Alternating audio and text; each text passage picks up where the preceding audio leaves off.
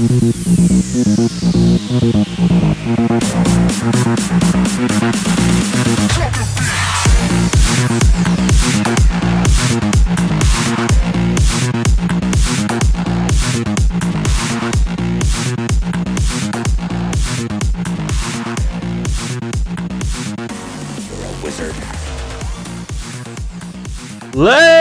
go! Witches, wizards, and goblins. It is the Master Wizard Ham.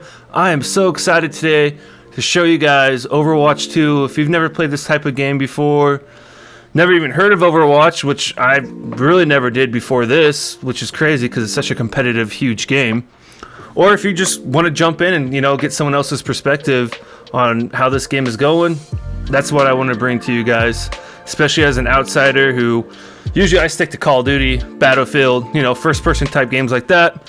Nothing that's this intertwined and serious, and there's a lot of skill in this. And if you're not used to this type of game, either this video that you're watching right now is going to be overwhelming or underwhelming because you don't know what's going on. And that's how it was for me. I watch content creators play this, and I'd skip within 30 seconds. Like, I have no idea what's going on. This is really underwhelming.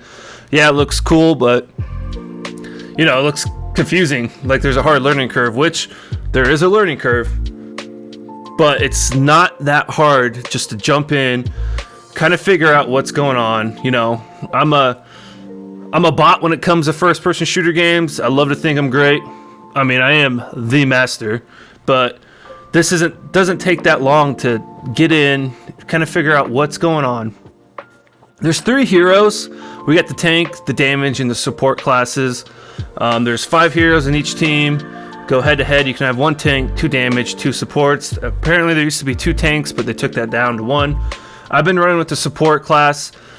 First of all, I love to be, the support's like a medic and they offer other team abilities, but I always pick the medics in any game I play just because it offers that third dynamic to the game.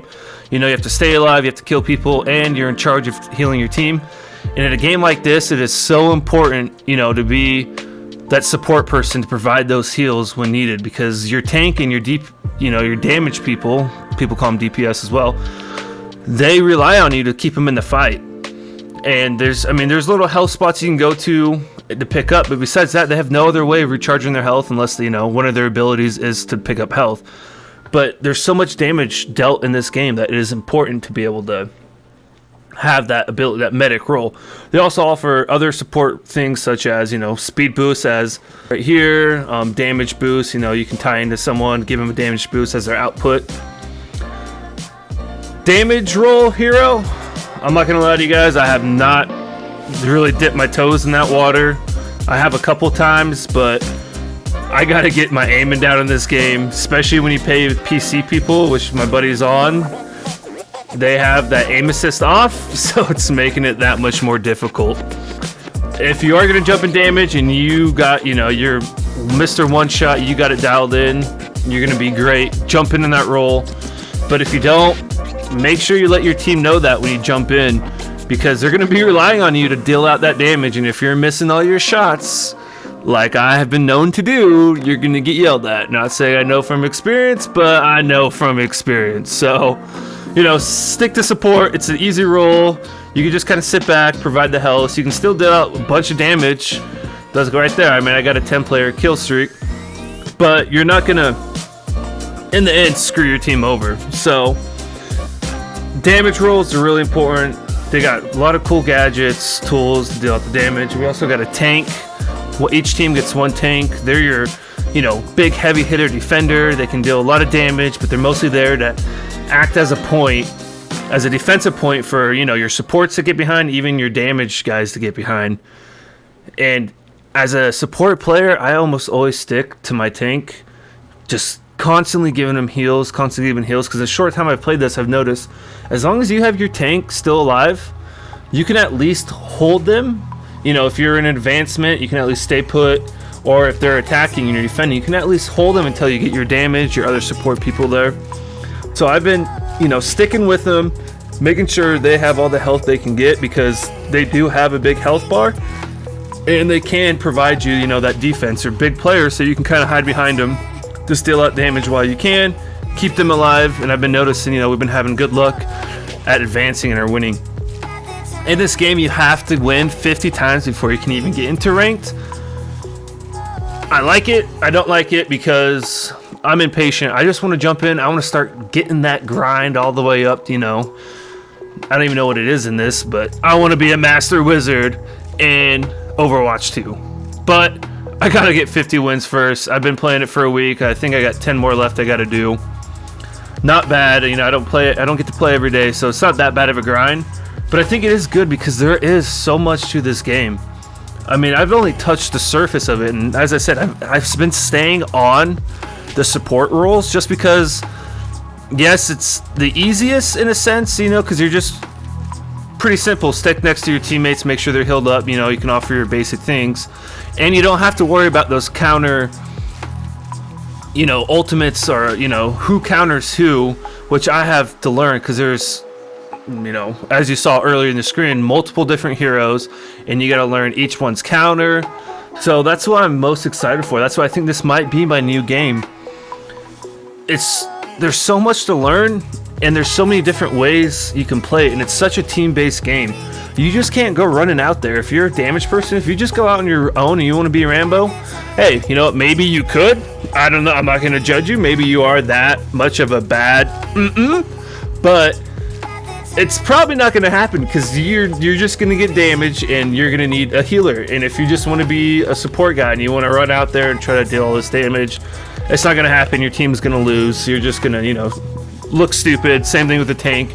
You can't run away from your support because you're just going to get killed super fast. So I love the team aspect for it. I do have a couple of friends. I think we're going to, you know, get serious with this game. So look for more content from me when this, you know, we start doing that grind. Hopefully I can get my live streaming started up on that so you guys can, you know, ride that out with me. Take the road all the way to Hogwarts, baby. But I've been playing, as I said, I've been doing support.